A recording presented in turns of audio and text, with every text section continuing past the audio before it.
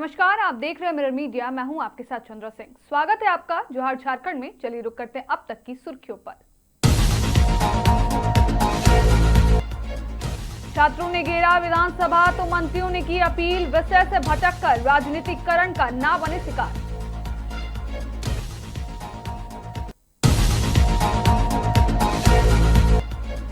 Cyber ठगी के संगठित गिरोह का भांडाफोड़, ओटीपी हासिल कर उड़ाते थे रकम।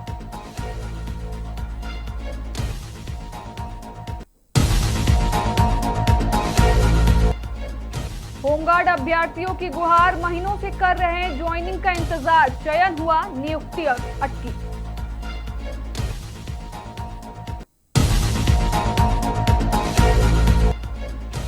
ईसीएल प्रबंधन के खिलाफ पन भरा समाज का आक्रोश, मांग पूरी नहीं होने पर आंदोलन की चेतावनी।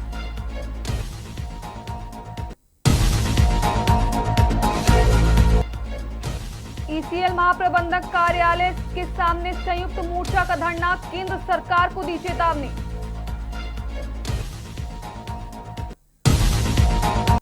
अब खबरें विस्तार से।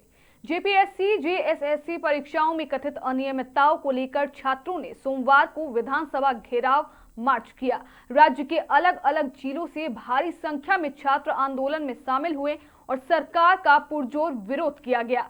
छात्रों के आंदोलन को देखते हुए पुलिस ने सुरक्षा के कड़े इंतजाम किए थे। विधानसभा जाने वाले रास्ते और आसपास कई जगहों पर भारी संख्या में पुलिस बल तैनात किए गए थे। इसके बावजूद छात्र सभी बैरिकेड्स को तोड़ते हुए सीधे विधानसभा पहुंचे और अपना विरोध दर्ज किया। लेकिन इन सब के बीच एक बार फिर से अंधेरे में छात्रों के ऊपर लाठी चार्ज पुलिस के द्वारा किया गया है, जिसमें देवेंद्र नाथ महतो घायल हो गए हैं। बताया जा रहा है कि उन्हें अस्पताल में फिलहाल भर्ती कराया गया है।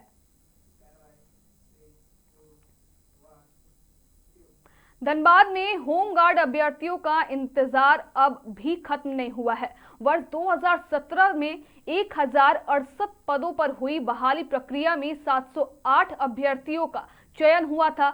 अभ्यर्थियों के मुताबिक सैलरी अकाउंट तक खोला गया, लेकिन इसके बाद प्रशिक्षण की प्रक्रिया रोक दी गई। वर्षों से नियुक्ति की आस लगाए होमगार्ड अभ्यर्थियों ने अब अपनी मांग को लेकर धनबाद की रणधीर वर्मा चौक स्थित जिला मुख्यालय पर एक दिवसीय धरना दिया। अभ्यर्थियों ने सरकार और प्रशासन से लंबित प्रशिक्षण एवं नियुक्ति प्रक्रिया को जल्द पूरा करने की मांग की है।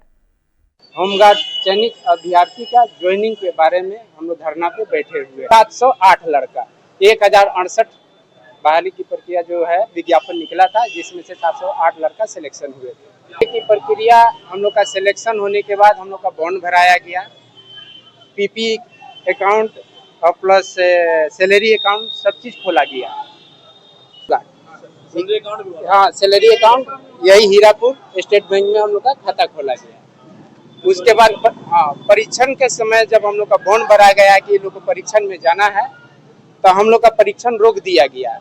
कहा गया कि किसी सीडी कैसेट गायब हो गया है। तो यहाँ पर तो हम लोग अभ्यर्थियों की गलती नहीं है, ये तो डिपार्टमेंट से सीडी कैसेट गायब हुआ है। हम लोग का मांग है कि इस पे छानबीन करके हम लोग का ज्वाइनिंग। रांची में छात्र विधानसभा का घेराव के दौरान जमकर हंगामा देखने को लेकर छात्रों और पुलिस के बीच झड़प हो गई। पुलिस ने छात्रों पर आंसू गैस के गोले भी दागे। छात्रों ने उग्र प्रदर्शन करते हुए सभी बैरिकेड्स को तोड़ते हुए सीधे विधानसभा परिसर पहुंच गए, जिसके बाद झारखंड सरकार के 4 मंत्री राधाकृष्ण किशोर, दीपिका सिंह पांडे, इरफान अंसारी और शिल्पी नेहा तिर्की ने विधानसभा परिसर में प्रेस कॉन्फ्रेंस किया। मंत्री दीपिका सिंह पांडे ने कहा कि सीआईडी जांच में कई गिरफ्तारी हुई है, पूर्व चेयरमैन की गिरफ्तारी हुई है। जांच के दायरे में अगर पुख्ता बात आएगी तो अन्य परीक्षा के बारे में भी सरकार निर्णय लेगी। परीक्षा में रिफॉर्म को लेकर भी विशेषज्ञ से कमेटी बनाकर व्यापक स्तर पर सुझाव के बाद सुधार किए जाएंगे। वहीं आगे उन्होंने कहा कि मुद्दों को विषय से भटकाकर राजनीतिकरण करने का प्रयास किया जा रहा है। राजनीतिकरण के वजह से छात्रों का मुद्दा प्रभावित ना हो, सरकार की यही मंशा है।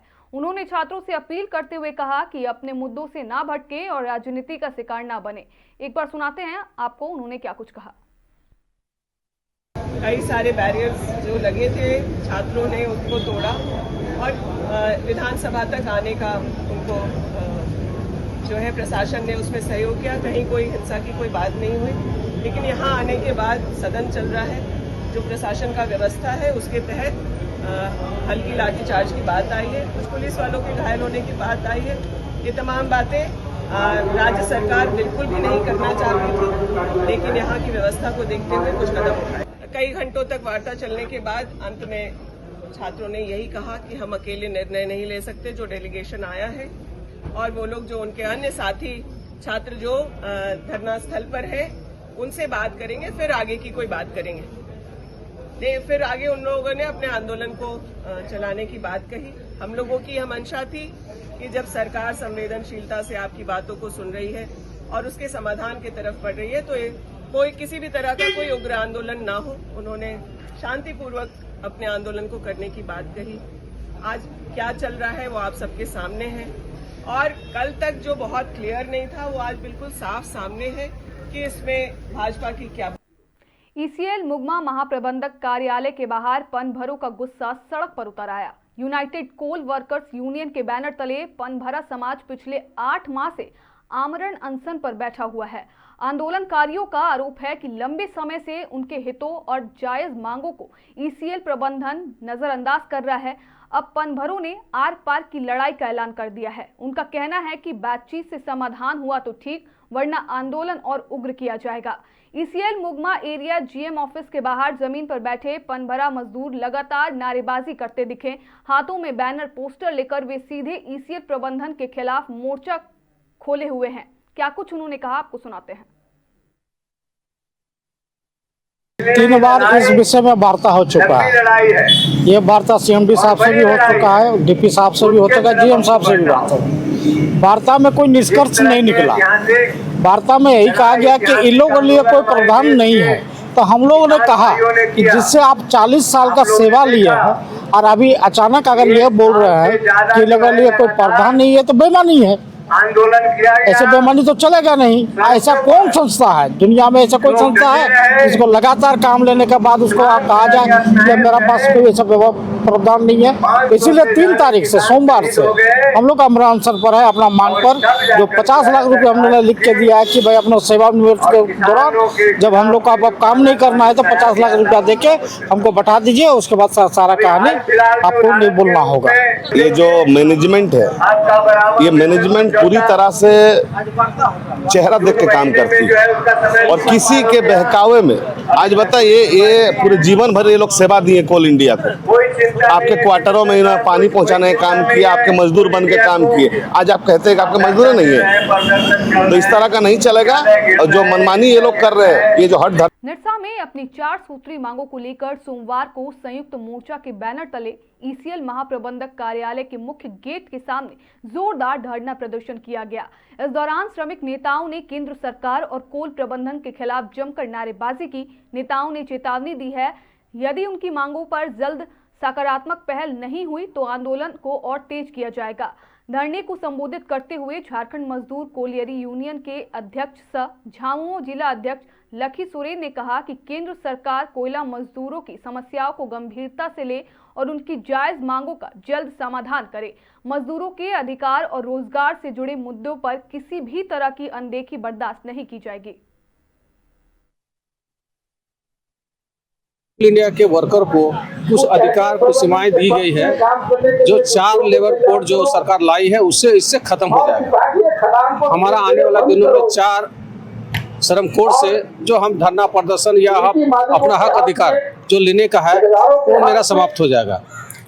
अभी हमारा 12वां वेतन बोर्ड जो 11वां वेतन बोर्ड या जून में खत्म हो चुका, जुलाई से हमारा लागू हो गया, लेकिन आज तक उसका बैठक की आवश्यकता केंद्र सरकार कोल इंडिया के मंत्री ये जरूरी नहीं समझ रहे हैं कि कोल इंडिया के वर्करों का वेतन समझौता करना है, ये अभी तक नहीं शुरू हुआ। इसलिए कोल इंडिया के तमाम मजदूर, खासकर मुगमा एरिया के आज जो हम लोग यहाँ धरना प्रदर्शन कर रहे हैं, ये दिखाने के काम कर रहे हैं कि हमारा जो हक अधिकार है वो जल्द से जल्द लागू किया जाए। 12वां आज लोकल स्तर पर जिस तरह का हम लोग देख रहे हैं कि तरह तरह के माइंस हमारा बंद हो रहा है, बहुत से माइंस बंद किया जा रहा है और जो माइंस बंद किया जा रहा है उसको प्राइवेट रूप में दिया।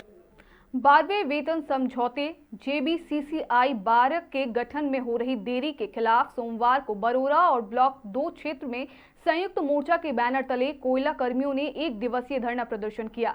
महाप्रबंधक कार्यालयों के समक्ष जुटे मजदूरों ने अपनी लंबित मांगों को लेकर जोरदार प्रदर्शन करते हुए प्रबंधन और केंद्र सरकार का ध्यान आकर्षित करने का प्रयास किया।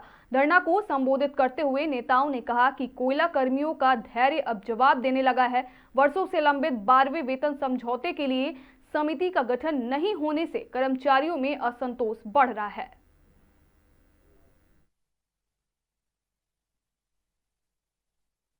ये तो सांकेतिक धरना समझ लीजिए, क्योंकि मजदूर शोषण नीति और मजदूर विरोधी नीति चरम सीमा पर है।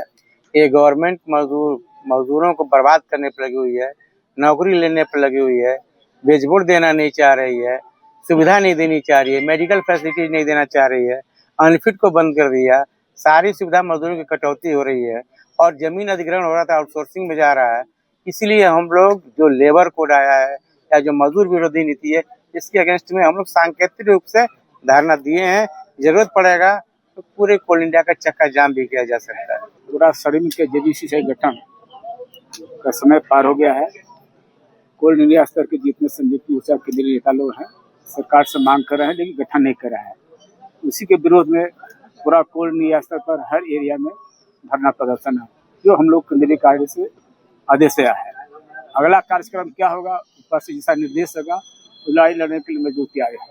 मजदूर भी जागृत हो गया है कि अपना हक लड़ाई लड़ के लेना। विरोधी नीति के कारण आज हम लोग धरना में बैठे हुए हैं।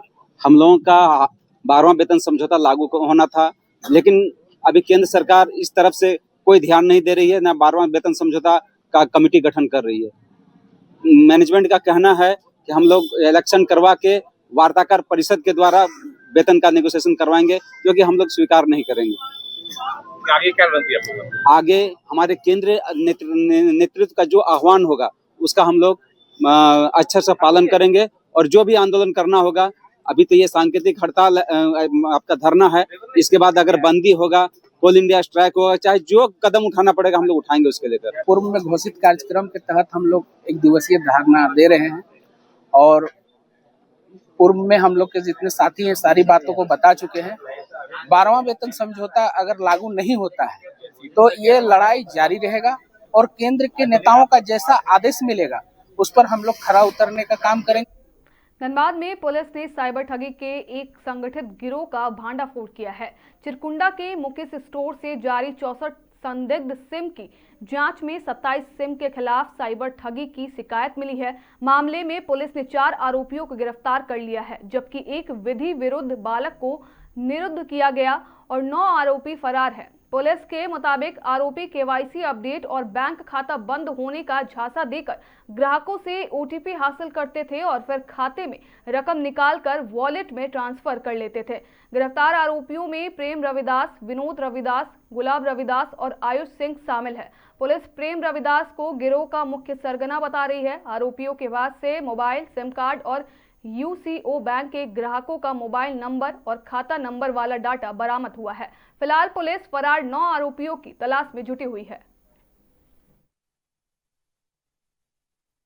2 दिन पहले भी डिपार्टमेंट ऑफ टेलीकम्युनिकेशंस के इनपुट के आधार पर बलियापुर थाना क्षेत्र में रेड्स हुआ था, जिसमें बलियापुर थाना क्षेत्र के अंतर्गत शीतलपुर गांव के रहने वाले के द्वारा अवैध तरीके से सिम्स लेकर साइबर क्रिमिनल्स को सप्लाई कर रहे हैं और उसी के थ्रू साइबर क्राइम्स का एक नेटवर्क बना के अपना काम कर रहे थे।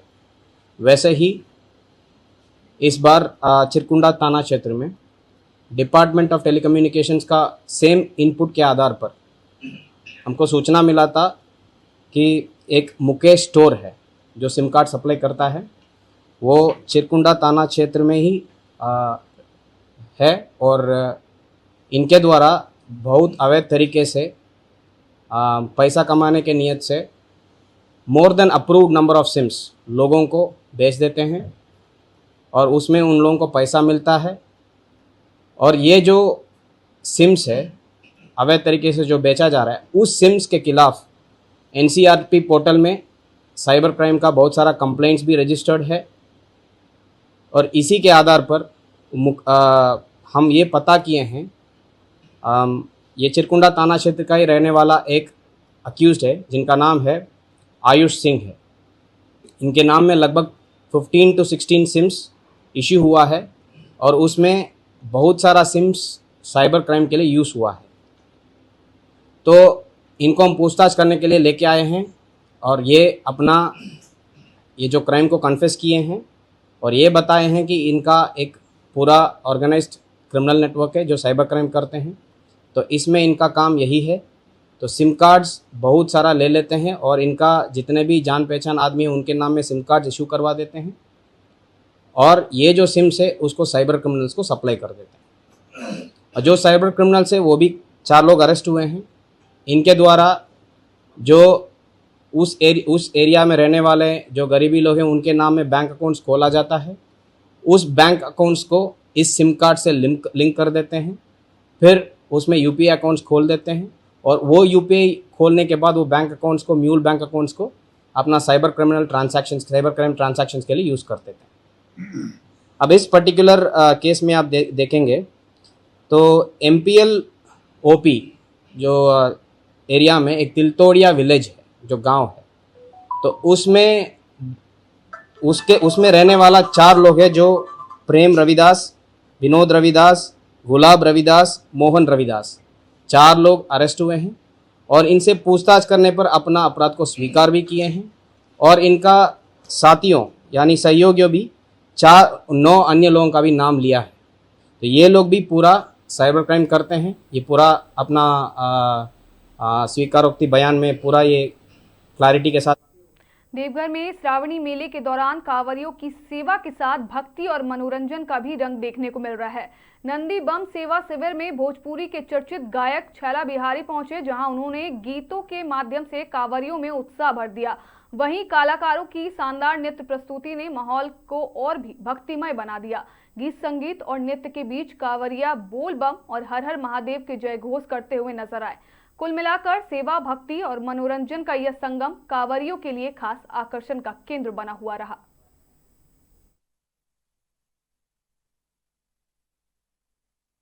मेरा वर्षों से चल रहा है और जब से मैंने गाने की शुरुआत की है तब से मैं पूरा 1 महीना बाबा की भक्ति में इधर ही रहता हूँ और नंदी बम में ज़्यादा सेवा लेता हूँ, बाकी और भी, लेकिन पूरा महीना लगभग मैं इधर ही। अच्छा लगता है कांवरियों की सेवा में। लोग अपने अपने तरीके से सेवा करते हैं। मेरा तरीका यही है कि मैं संगीत सुना के उनका मन करना। कितने वर्ष से सर आप यहाँ पे आ रहे हैं? बहुत बचपन से आ रहा हूँ, मुझे याद भी नहीं है।